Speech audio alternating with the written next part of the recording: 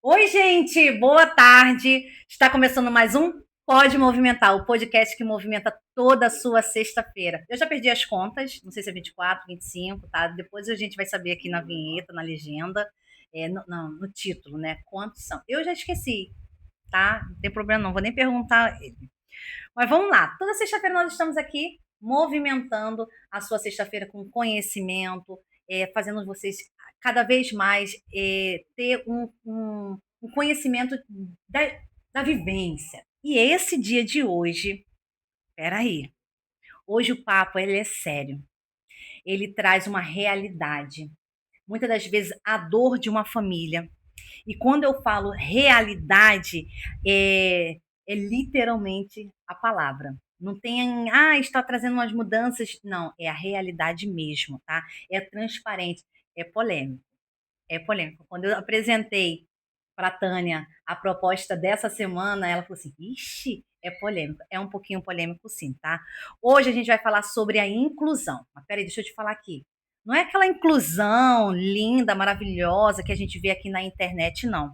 E também não é aquela inclusão que a família passa de dentro de casa, tá? Da família que, eu amo, que Deus sabe de todas as coisas que foi assim. Não, não é isso daí, tá? A gente hoje vai falar da inclusão da escola, da prática, do dia a dia, porque a lei, ela garante, tá? Ela garante a inclusão. Mas quem vive sabe se ela é assim. E esse papo eu não poderia deixar de poderia vir trazer qualquer pessoa. Hoje eu trouxe uma pessoa que vive isso todos os dias, tá? Não vive na teoria, ela vive na prática, ela vive no que ela vê todos os dias. Hoje está conosco aqui Elisete, a nossa Elisete, gente. É isso daí. Zete, obrigada por você ter vindo. Tá? Obrigada por você ter aceitado. Que foi assim, gente. Elisete, vamos falar sobre esse tema no podcast, vamos. Engraçado que quando eu combinei com ela, eu não tinha me ligado na data que ia sair o podcast. E justamente saiu na semana, né, do Dia Internacional do Autismo. E casou. E tanto que mudamos toda a agenda do mês de abril para poder falarmos nesse mês de abril. Totalmente vai ser voltado para esse tema. Tá? Só para você entender, antes da gente entrar e concluir aqui a nossa apresentação com a Elisete, hoje nós estamos falando sobre é, a, a, a inclusão com o olhar do profissional dentro da escola. Semana que vem, nós vamos trazer a, a família, vamos trazer uma mãe que vive na pele todos os desafios, que não é aquela coisa linda, maravilhosa que o Marcos Mion fala, não é, tá? Ela não tem as mesmas características que o filho do Marcos Mion tem, aquilo que o Marcos Mion dá para o filho dele, infelizmente ela não tem, então é totalmente diferente, é totalmente, ó, a balança está totalmente desproporcional. Na outra semana, pretendo trazer meu amigo de coração, Caleb, eu já vou falar hoje aqui, Caleb, tu tem que vir na terceira sexta-feira de abril, tem que vir, para quê? Para ele vai vir falar como é que é ele, na pele, uma pessoa que é diagnosticada com o autismo, como é que é a vivência dele na faculdade, no trabalho dele, no convívio. Hoje ele é líder de adolescente. E por último, estará eu e a doutora Cláudia falando um pouco sobre a inclusão dentro da lei. O que a lei fala sobre isso? Os mitos, as verdades, tá bom? Então vamos voltar aqui. Elisete é uma pessoa maravilhosa. Elisete, muito obrigada por você ter aceitado esse desafio, porque mais do que nunca, olhar quando as mães deixam as crianças dentro da escola, né, e elas trazem aquela segurança. Ninguém vai deixar um filho que não tenha o mínimo de sentimento de segurança. Obrigada por você ter aceitado esse desafio, né, de poder vir aqui e abrir um pouquinho sobre o seu olhar de um profissional que sabe trabalhar, que tem especialidade, que tem cursos falando sobre esse assunto que todo mundo fala, da inclusão com os pais, da inclusão no meio do social, mas poucas as vezes eu posso até um pouco melhorar e dizer, eu nunca vi ninguém falar a visão do profissional ali dentro da escola. Então, muito obrigada por você ter aceitado aqui. Eu estou muito feliz. Ai, tia, estou muito feliz, é a Zete. Eu que agradeço. Elisete, e para esse papo todo aqui, não podia, né, deixar de começar a falar sobre o olhar dela, né? Você veio hoje aqui, caiu como uma luva, porque você está dentro da escola, e é exatamente disso que a gente precisa, né? A realidade, porque tem muita instituição, principalmente as particulares, que elas dizem que elas têm ali a inclusão, mas elas falar a inclusão e na prática é totalmente diferente, porque a inclusão não é só de levantar a bandeira e falar assim, minha instituição, ela tem a inclusão. Não é bem isso, né, Elisete? Então, quando promete e não entrega, a gente está falando de sentimento, de algo que vai além de um contrato. Então, vamos lá. Elisete, eu quero começar já entrando num ponto que pouca gente tem coragem de falar, né? Porque quem está fora vê que está funcionando. Meu filho vai para a escola, estou vendo ali, ele volta, está com exercício, né? Mas quem está dentro vive outra realidade. E muitas das vezes não tem planejamento, tem urgência, porque por mais que você, no início do ano, traça um planejamento, né, escolar, junto com a instituição, junto com a pedagoga geral, né, daquela escola, no decorrer do ano, apagando fogo, né, aquela questão ali. E aí, Elisete, eu te pergunto, ser professora de suporte muitas das vezes ser colocada para apagar incêndio dentro da escola? Nos fala um pouquinho sobre isso. Muitas das vezes sim. Muitas das vezes sim, porque você nunca está preparada para aquele dia. É algo que acontece de repente. Você nunca sabe como a criança vai chegar, como que você vai receber aquela criança naquele dia. Então, muitas das vezes é apagar incêndio, sim, na escola. É ser pega desprevenida, é chorar, é sorrir, tudo ao mesmo tempo.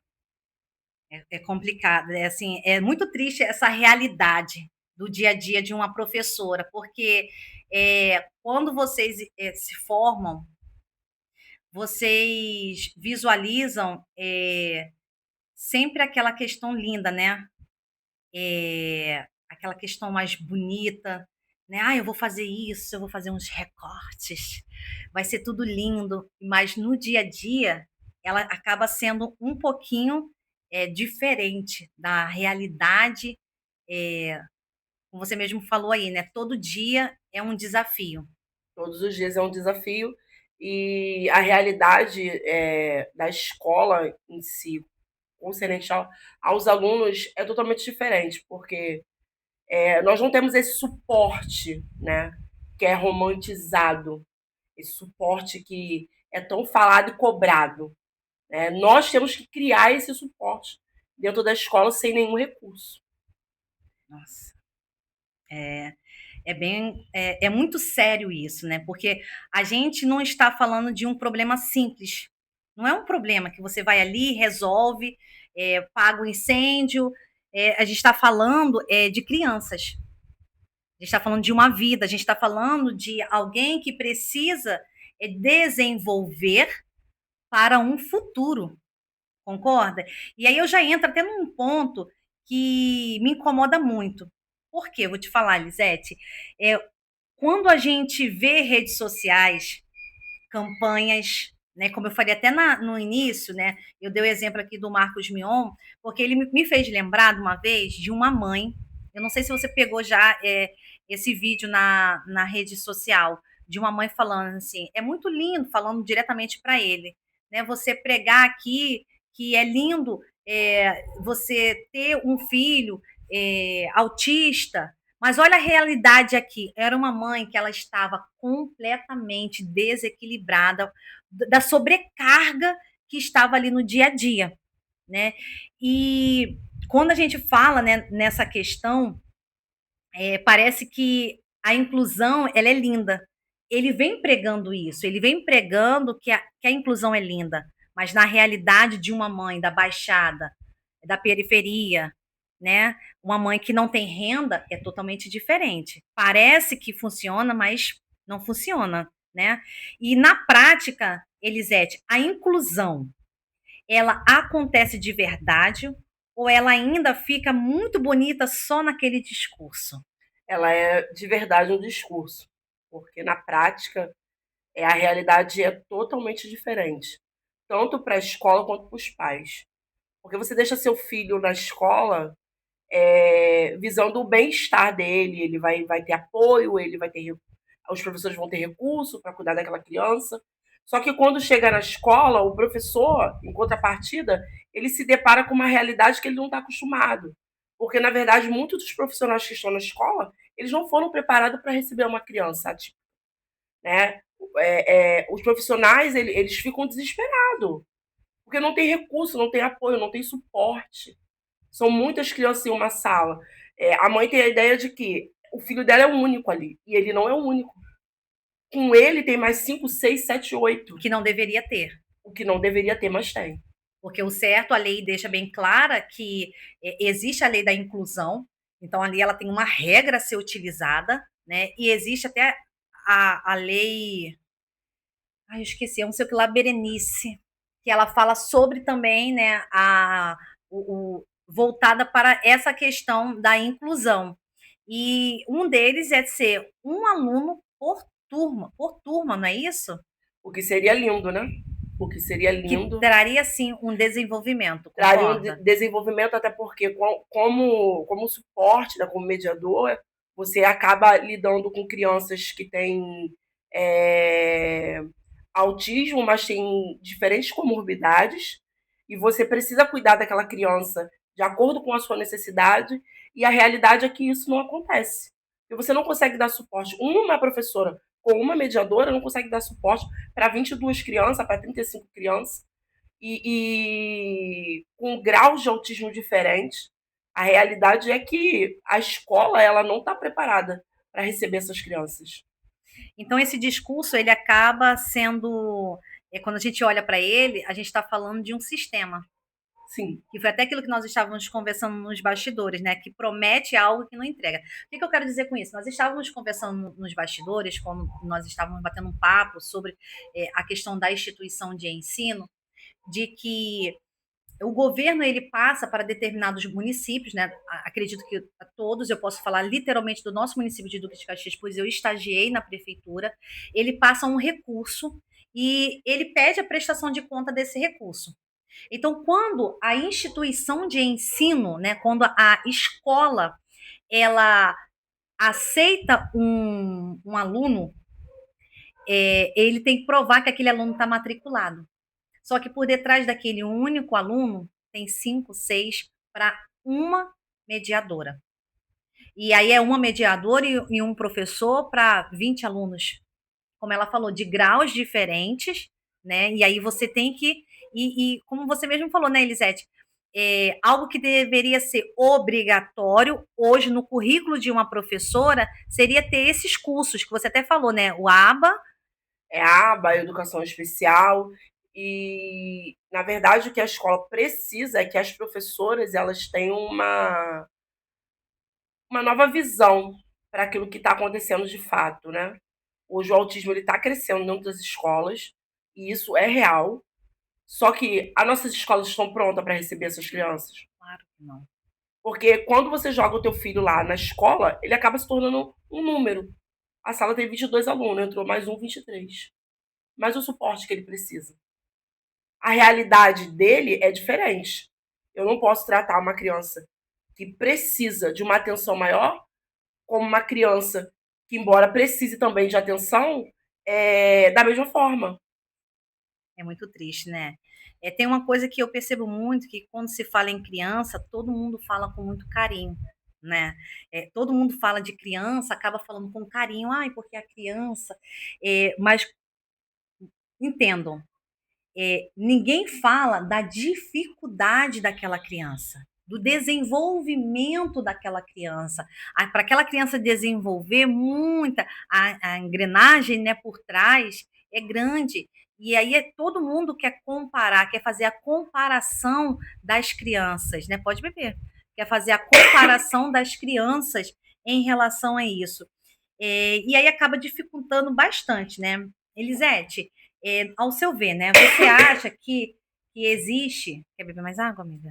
Peraí, rapidinho. Ela está nervosa, gente. Bebe, amiga. Até eu vou beber água.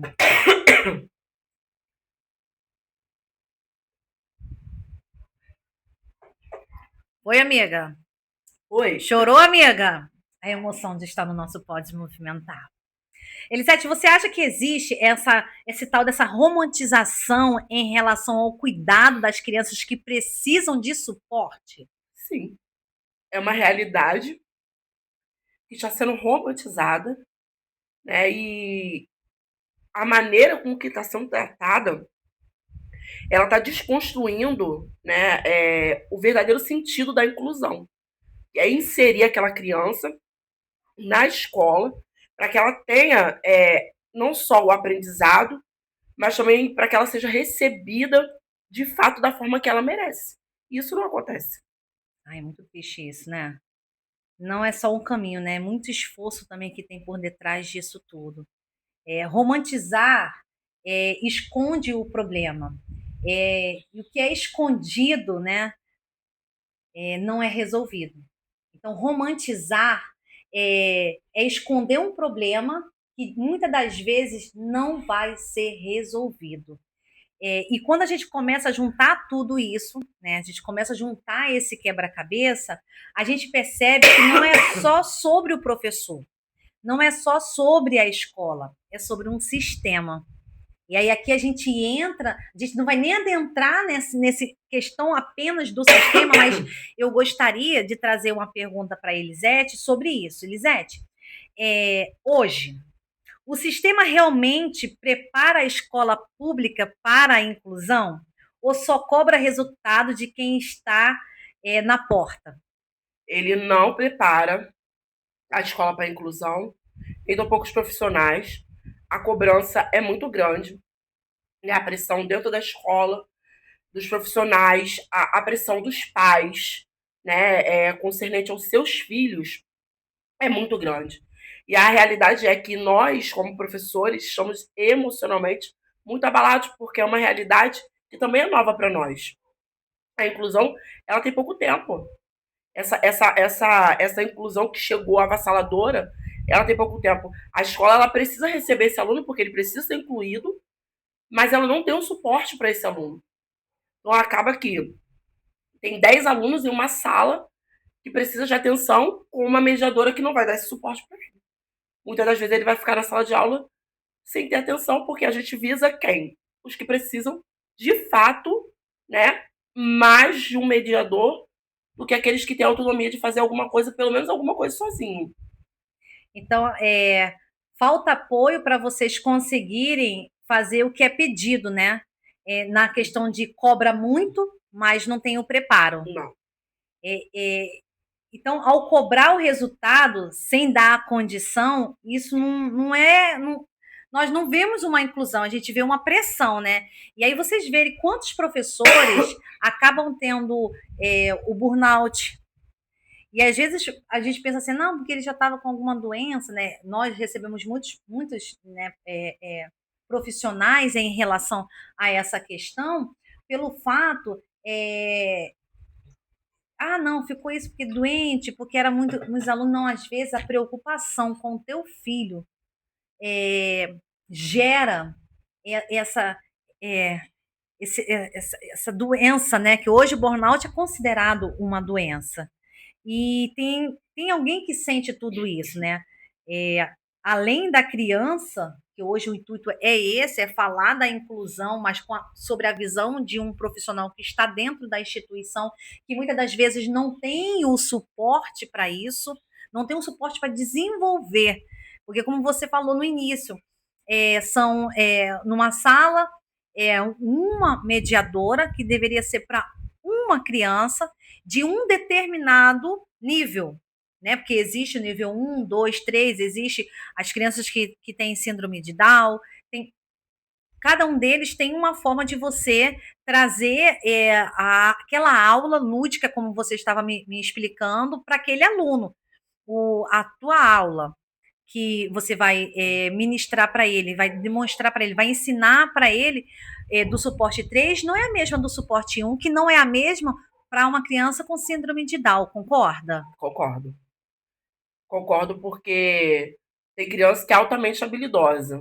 Ela chega, ela não encontra nenhuma dificuldade. Apesar de ser uma criança típica, ela consegue se desenvolver, aprender a ler, é alfabetizada. Tem outras que não. A gente encontra muita dificuldade e acaba tendo que pressionar aquela criança, empurrar ela para que ela aprenda, porque a gente precisa trazer resultados para os pais e para a escola. Antes de eu entrar numa última, mais uma pergunta aqui, eu quero te fazer uma que não está nem no script, é sempre assim, não está nem no script. Como é o seu, o, é, o seu dia a dia com essas crianças? Então, é o que eu falei no início, né? Tem dias e dias. Tem dias que a gente consegue desenvolver muito bem, né? Aplicar, né? Tudo que a gente planejou junto da professora. Mas tem dia que não, a criança não quer. Né? Ontem mesmo, ontem de ontem, né? Nós tínhamos um aluno, eu tenho um aluno, né? E esse aluno não quis fazer a tarefa. E é um menino altamente habilidoso. Não quis. Então, assim, você tem que estar preparada para deitar no chão. Você tem que estar preparada para ficar debaixo da cadeira. Você tem que estar preparada, muitas das vezes, para abraçar, para acolher, para chorar. Porque aquele dia a criança não está bem. E isso causa agonia nos professores também, não só nas crianças. Já teve casos terríveis, né? E os profissionais eles também sofrem. Porque você não vai, de forma alguma, deixar aquela criança de lado. Se de alguma maneira você vai acolher ela para que ela se sinta abraçada. Porque muitas das vezes ela não tem isso em casa. Não tem, você pode talvez confirmar ou pode discordar também, Lisete, que não tem, não é o fato de não ter o amor da mãe, mas sim ter uma mãe cansada. Sim, as mães atípicas elas estão esgotadas. Muitas dessas mães elas não têm o apoio do pai. Então, assim, a única rede de apoio que ela tem é a escola. De fato, é uma verdade. A mãe, ela deixa o filho na escola e sai dali já. Muitas das mães que são atípicas para uma academia, para um supermercado. Muitas das vezes já aconteceu do filho ter uma crise e você ligar para a mãe não está em casa. Nossa, Tia, eu aproveitei que ele está na escola para me resolver algumas coisas. E aí o que você faz com aquela criança? abraça. Tem que acolher, tem que abraçar, tem que acalmar. E acalmar muitas das vezes é você sofrer a agonia que a criança sofre, é você pegar no colo, né? É você de fato fazer com que ela entenda que você tá ali para acolher, para abraçar, né? Para chorar. Eu ano passado eu tive um aluno que para mim, né, como experiência, foi meu primeiro aluno. E eu levo ele com muito carinho porque as dificuldades que ele tinha era muito grande, né? E ver ele alfabetizado, né? A mãe mandou para mim esse dia uma foto dele. Ele escreveu o nome dele na parede. E eu até brinquei. Não reprimo o artista, porque ele tá alfabetizado, ele escreve o nome dele. É uma criança de suporte 3. Uma criança que chegou na escola não verbal e já estava falando quando eu saí de Ah, lá. que maravilha. Eu acho que isso é a maior recompensa de um profissional. Você conseguir, mesmo em meio a tantas dificuldades que você enfrenta, aplicar naquela criança e ter esse resultado. Porque se nós formos. Não está também no script. Tem muito tempo ainda, meu filho? Posso ir? Ah, tá, obrigada. O que acontece? Quando nós estamos falando aqui, nós estamos falando de uma instituição de ensino pública, né? Que é o que você vivencia. Nós sabemos que um colégio, tá, de responsabilidade, porque como eu já iniciei dando um murro na cara de muitas instituições particulares, que elas falam que dão suporte, mas na verdade não dão. Essa é a verdade. Mas você acredita que em 12 meses né? A criança, se ela tivesse se todos os suportes que de fato, né, a sua área tem as habilidades para ela vir desenvolver, você acredita que ela no primeiro semestre ela já desenvolveria algo que você teve o ano todo para desenvolver com aquele aluno? Sim, ela consegue desenvolver, e a gente, eu falo de fato porque eu tenho um aluno, né, na sala onde eu estou como mediadora, que ele chegou e a mãe falou: olha, ele nunca foi para a escola. E ele está lá escrevendo o nome dele. Ai, que lindo. Então, assim, se de fato eles tivessem todo o suporte, porque eu acredito nisso, que uma criança não verbal, quando ela é tratada, ela pode sim vir a falar, ela pode sim se desenvolver, né, encontrar o caminho dela. E esse menino, assim, ele foi um exemplo nesse primeiro semestre de que todo esforço ele vale a pena. E hoje ele fala muito bem, você tem que mandar parar, ele está escrevendo. Ele nunca teve contato com escola.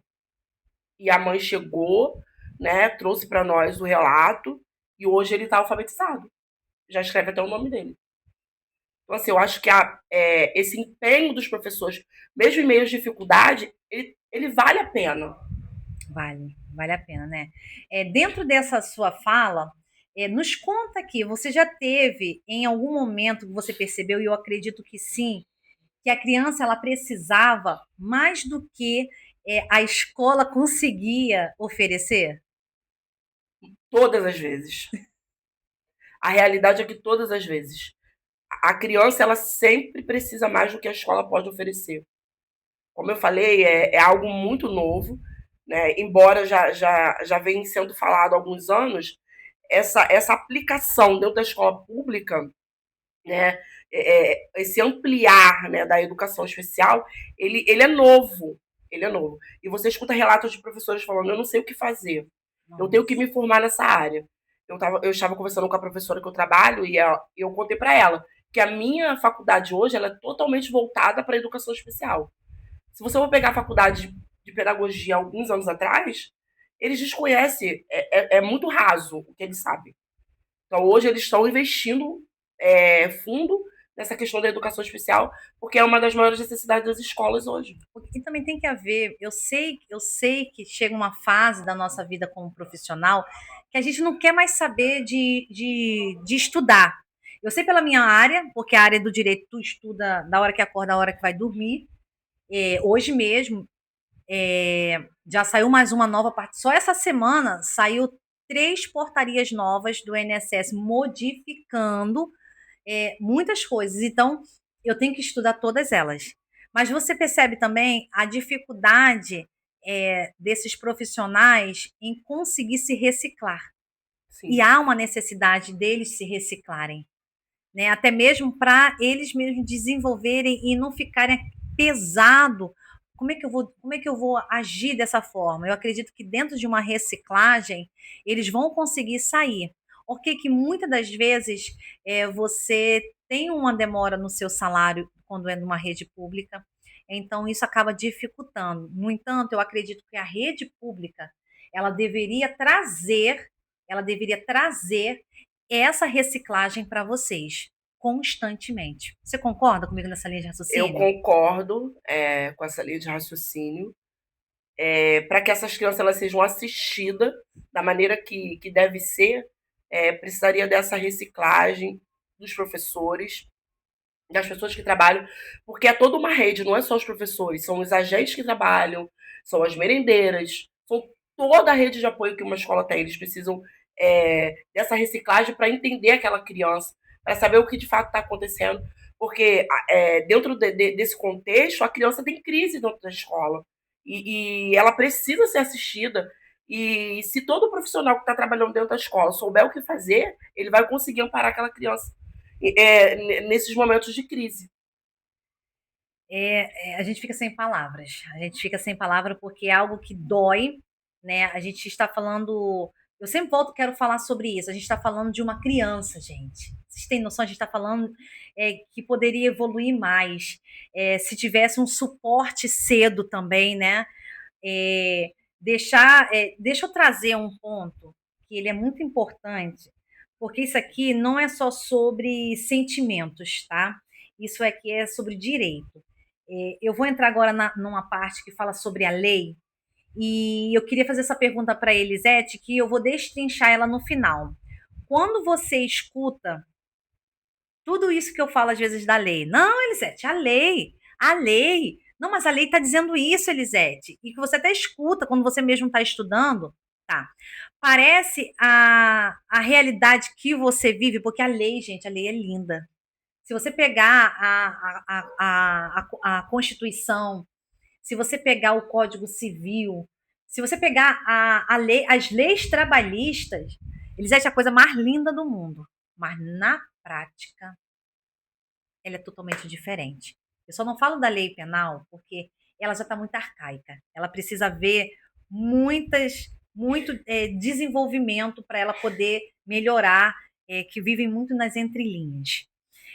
Então, quando você escuta disso da lei, né, que a lei garante, parece que é a realidade que você vive?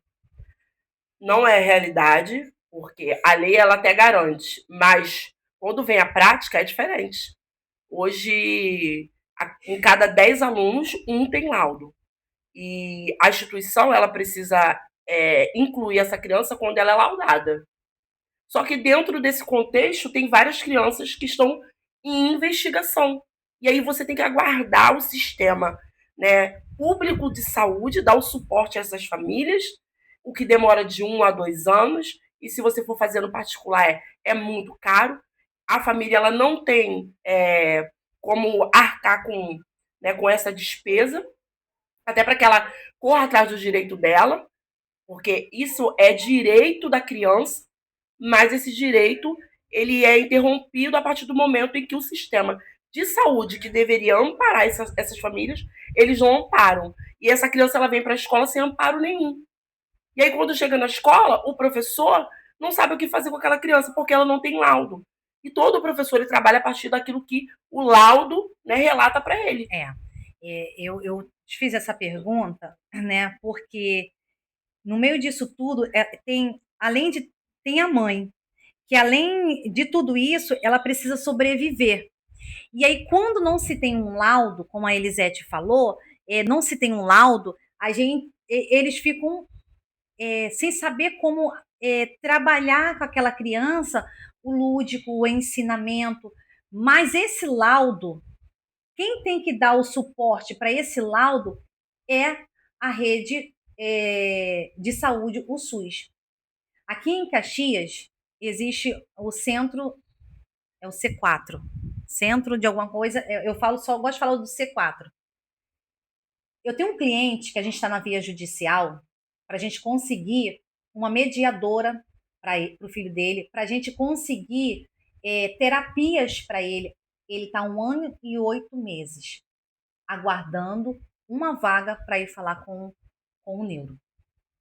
Aí eu falei, não, ele veio de uma instituição multidisciplinar, né? É uma clínica de terapias que tem todas as terapias que ele precisa. Ele com muita dificuldade fez vaquinha, conseguiu juntar o dinheiro, foi numa particular, fez todos os laudos, tudo, fez tudo. Ela laudou ele e colocou todas as terapias, porque normalmente a criança do C4 ela só faz uma terapia por semana. O que uma terapia faz? Me fala. Pelo amor de Deus, gente. Não tem cabimento. E aí, nós estamos tentando reverter, porque é o que eu falo, o advogado ele é só a ponte que liga o direito ao juiz, a gente está demonstrando para o juiz que aquela realidade dele ali está fora. A Constituição diz que o Estado ele tem que amparar. Tem que amparar. Quando ele não tem, então ele tem que custear. Então é isso que a gente está demonstrando. A gente está pegando a lei a nosso favor, porque esses políticos de colarinho branco aí, quando fazem as roubalheiras deles, eles conseguem se livrar quando eles estão nas entrelinhas da lei. Então eu vou utilizar as entrelinhas da lei em favor deles, em favor dessa mãe que precisa, que se o filho dela tivesse, um, um, um, todas as terapias, ele já teria desenvolvido há muito tempo. há muito tempo. Aí eu pego e vou comparar, é o que eu coloco na minha inicial, é assim, eu pego e comparo o filho do Marcos Mion com o filho da Joana, aqui, que está 1 ano e 8 meses esperando o C4 chamar ela. Quem é que vai ter o desenvolvimento? Quem é que, onde está o lindo disso? Mas o governo, o Estado, ele é obrigado a custear. Então, eu quero entrar. Descarregou, meu filho, descarregou não. Eu quero entrar nesse ponto e falar sobre o BPC. Eu quero falar sobre o BPC porque o benefício de prestação, benefício de prestação continuada, ele é para isso. Ele é para esse desenvolvimento. Ai, mas não, é porque a mãe vai fazer, botar o mega ré, a mãe praticamente está vivendo para o filho. Se dentro do financeiro dela, ela conseguiu tirar um valor para poder ela se achar bonita, é o direito dela, porque ela está ali para isso. Então, o problema não é a falta de dinheiro, é a falta de acesso. Porque para a criança ter um laudo, para que a Elisete venha saber qual vai ser o melhor estudo para ela desenvolver com ele, não tem um laudo, porque não teve. Já parou aqui. Aí, para a mãe tentar conseguir o BPC, precisa do laudo. E saiu ontem, né? Saiu ontem mais uma nova portaria do INSS, aonde disse que o laudo ele tem que dizer que aquela criança é irreversível. Olha que isso, que não tem mais, é praticamente dizer assim, que não tem mais jeito. Olha o nível, gente. Olha o nível de dificuldade. E são essas pessoas que hoje essa geração não contribui para o INSS e que acha que vai viver de BPC na sua velhice. Se hoje, em pleno 2026, já está difícil conseguir o BPC, Loas, para quem realmente necessita, imagina para quem não para quem deveria estar pagando, contribuindo, e não está, porque não, o governo vai me sustentar. Vai nessa, tá? Então, o problema é a falta de acesso. Se você é uma mãe atípica, preste atenção nisso aqui, só para a gente terminar. Se você é uma mãe atípica, você precisa ter um laudo fechadinho. Mas, doutor, eu não consigo. Tem como dar um jeito, tá? Eu vou pedir com muito carinho, é só em termos de informação, para ampliar a informação para você, tá? Procura o Ministério Público, fala que você não está conseguindo. O Ministério Público é como se fosse um advogado. Ele vai estar com você, vai na defensoria. Olha, eu estou há 2 anos no C4 esperando uma terapia para o meu filho. Não tem condições do meu filho. Porque até os médicos do C4, eles não podem trazer as terapias, trazer um laudo com as terapias. Não dá. Não dá. E se entra e sai de médicos dentro do C4, acredito que seja por conta disso, porque nem eles aguentam ver uma situação dessa. Então, você, mãezinha, laudo completo, CAD único atualizado, você está entendendo? Você vai conseguir o benefício do seu filho. Doutora, eu recebo um salário mínimo. Hoje você consegue. A gente consegue na justiça. Então, se é falta de informação, tá aqui a informação para vocês. A informação é essa. Vocês conseguem. Ah, eu não consigo. Igual eu falei para a Elisete. Elisete, eu preciso chegar na sua escola e trazer essa informação, porque as informações às vezes vêm trucada. Um fala uma coisa, outro fala outra. Você pega as coisas que estão no TikTok e você desanima. Mas tem meios de você conseguir o laudo. Existem meios. E, Elisete, é para finalizar mesmo. Já passou até de 30, já está quase 40. Fala para essa mãe, deixa se você pudesse falar com essa mãe agora, o que você diria para ela? Eu diria para essa mãe insistir, porque o filho dela vai viver em um mundo que ela não vai estar. E ela precisa preparar essa criança, ela precisa criar nessa criança autonomia, tirar essa autoproteção, porque em casa essa autoproteção é linda, mas quando ele chega na escola, ele precisa ter autonomia, ele precisa ser independente. E o que a escola está fazendo com, né, as crianças é criar essa autonomia. E os pais também precisam se conscientizar. Eu tenho um filho autista e amanhã, Deus me livre e guarde, acontece alguma coisa comigo, como que essa criança vai ficar? Se eu não trago essa independência para ela, se eu não dou essa autonomia para ela. Então eu deixaria para as mães: criem seus filhos de uma maneira em que eles possam viver um mundo que você um dia não esteja. Gente, gente, que podcast foi esse? Fala, Davi. Gente, hoje foi forte, hein? Hoje foi forte. Elisete, muito obrigada. Estamos chegando ao fim. Doeu? Nem doeu, Elisete. Isso quando pega o microfone na igreja, gente, porque ela é líder da família, tá? Quando pega o microfone na igreja, ó, lapada na gente. Elisete, muito obrigada por você ter acreditado, por você acreditar no nosso podcast, por ter vindo compartilhado um pouquinho do que você passa na escola, do que você vivencia lá, falar um pouquinho ali da questão dos seus alunos, da questão do que falta, né? E, pessoal, muito obrigada. Esse mês, como eu falei, nós vamos falar totalmente sobre isso. Eu acredito que é um tema muito importante, que nós vamos começar a olhar por outro viés. E eu tenho certeza que todo esse mês você vai aprender um pouquinho a como até olhar para ajudar a sua vizinha, para ajudar o seu vizinho, para ajudar o irmão da igreja. Vale a pena, tá? Muito obrigada por você ter ficado até aqui. Não deixe de curtir, comenta aqui, fala comigo aqui nos comentários, nós vamos responder todo mundo. Um forte abraço. Eu sei que hoje é Sexta-feira Santa, domingo de novo a gente vai comer mais um peixinho. A ressurreição de Cristo, ele vive. Jesus falou para a gente fazer o ID, tá? A informação que você vai levar daqui desse podcast é o ID também, tá? Deus abençoe sua vida. Um forte abraço. Até a próxima. Tchau!